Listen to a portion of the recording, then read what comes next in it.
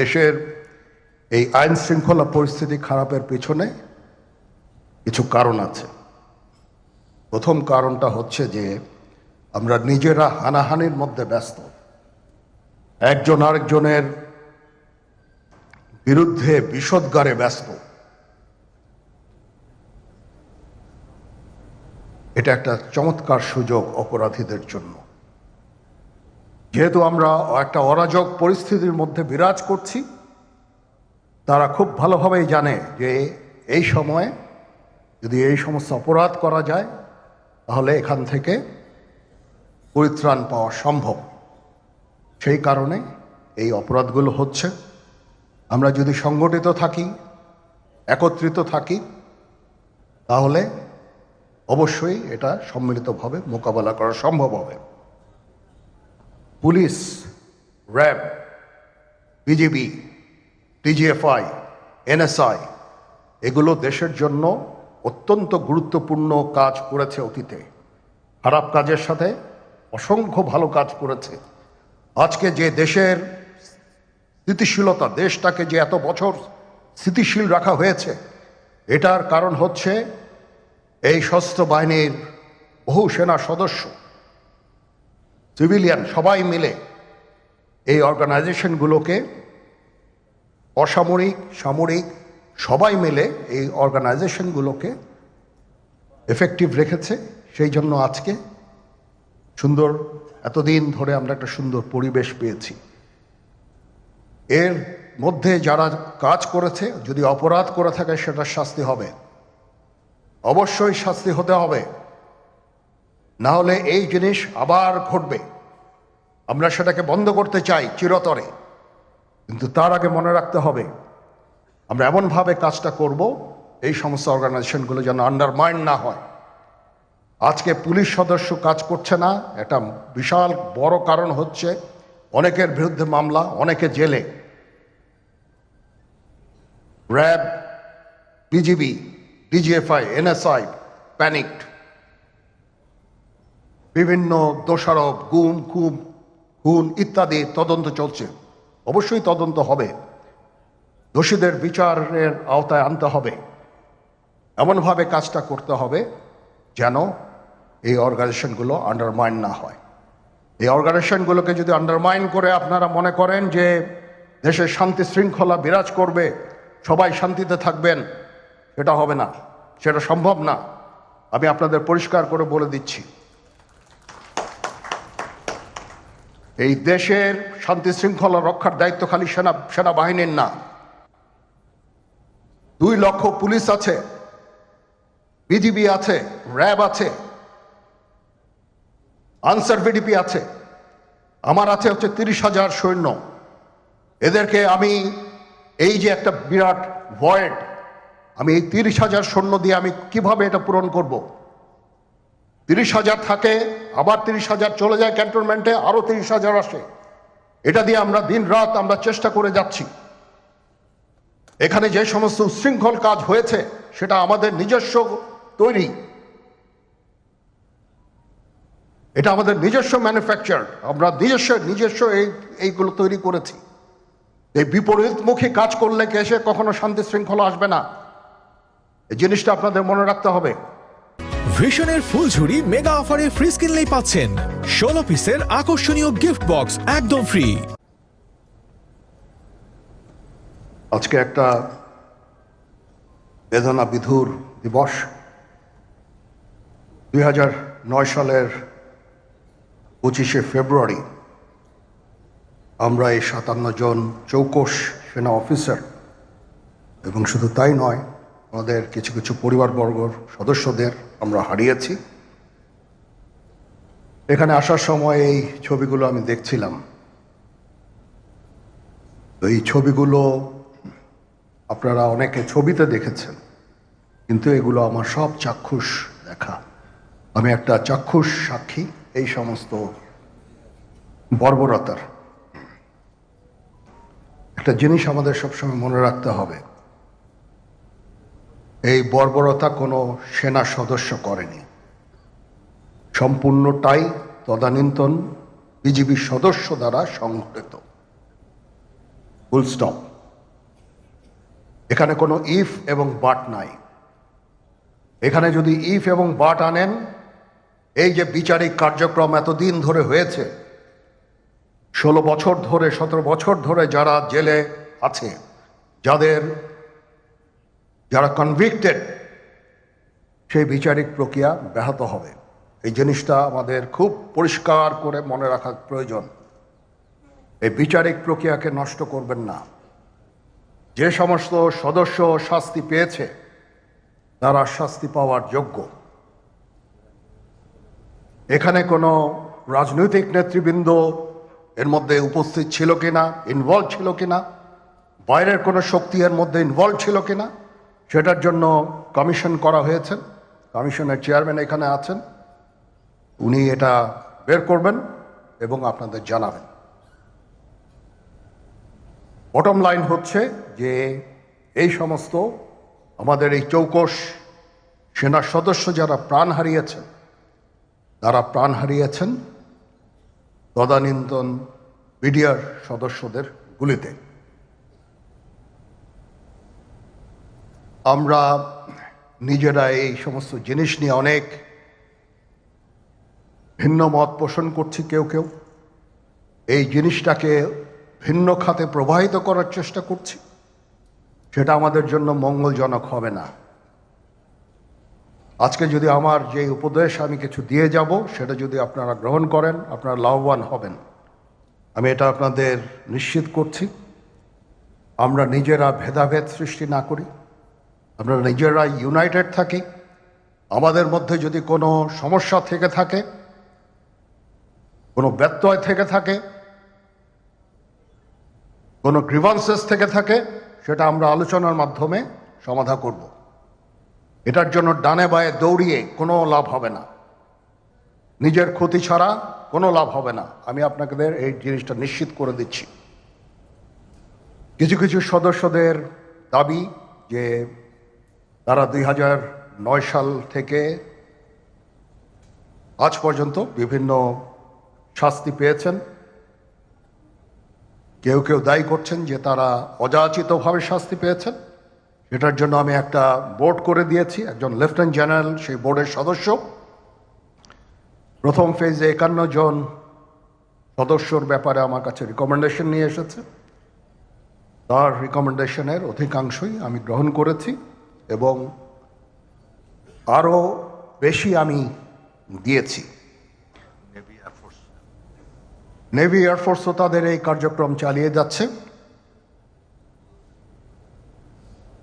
আমার stand point হচ্ছে, যদি কেউ অপরাধ করে থাকে সেটার জন্য কোনো ছাড় হবে না, বিন্দু মাত্র ছাড় নাই। আমি আপনাদের পরিষ্কার করে দিচ্ছি, it is a discipline force. Discipline ফোর্সকে ডিসিপ্লিন থাকতে দেন। আজকে এই যে দেশের ক্রান্তি লগ্নে সমস্ত বাহিনী, সমস্ত অর্গানাইজেশন বিপর্যস্ত হয়ে পড়েছে। খালি সেনাবাহিনী টিকে আছে, বিমান বাহিনী টিকে আছে, নৌবাহিনী টিকে আছে। কেন? Because of discipline. তারপরেও আমি আমার অফিসারকে আদেশ দিয়েছি, যদি সামান্যতম কোনো সন্দেহের অবকাশ থাকে, কোনো কার বিরুদ্ধে যেই অ্যাকশন না হয়েছে, অপরাধী কিনা যদি সামান্য কোনো সন্দেহের অবকাশ থাকে, সেটা তাদের ফেভারে যাবে। এটা হচ্ছে আমার ঢালাও নির্দেশ। সেই হিসাবে বিভিন্ন প্রস্তাব আমার কাছে এসেছে। কোনো কোনো প্রস্তাবে আমি আরও আমার নিজে থেকে যোগ করে আরও বেশি আমি দিয়েছি। এভাবে পর্যায়ক্রমে অফিসাররা অ্যাপিয়ার করবে, আসবে এবং তাদের এই জিনিসগুলো আমরা দেখব। দেখে যদি মনে হয় যে তাদেরকে করার অবকাশ আছে কিছু, অবশ্যই আমরা করব। এটা ন্যায় নীতিতে আমরা প্রতিষ্ঠিত থাকব ইনশাআল্লাহ। আপনারা কিছু মনে করবেন না, আজকে আমি একটু পরিষ্কার করে আমি কথা বলতে চাই। আপনাদের সবার হয়তো ভালো নাও লাগতে পারে, কিন্তু বিশ্বাস করেন, আমার এটা যদি আপনারা গ্রহণ করেন, আপনারা লাভবান হবেন, কোনো ক্ষতি হবে না দেশের। আমার অন্য কোনো আকাঙ্ক্ষা নাই। আমার একটাই আকাঙ্ক্ষা, দেশ এবং জাতিটাকে একটা সুন্দর জায়গায় রেখে ছুটি করা। I had enough. Was last 7-8 months I had enough. আমি চাই দেশ এবং জাতিকে একটা সুন্দর জায়গায় রেখে আমরা সেনানিবাসে ফেরত আসব।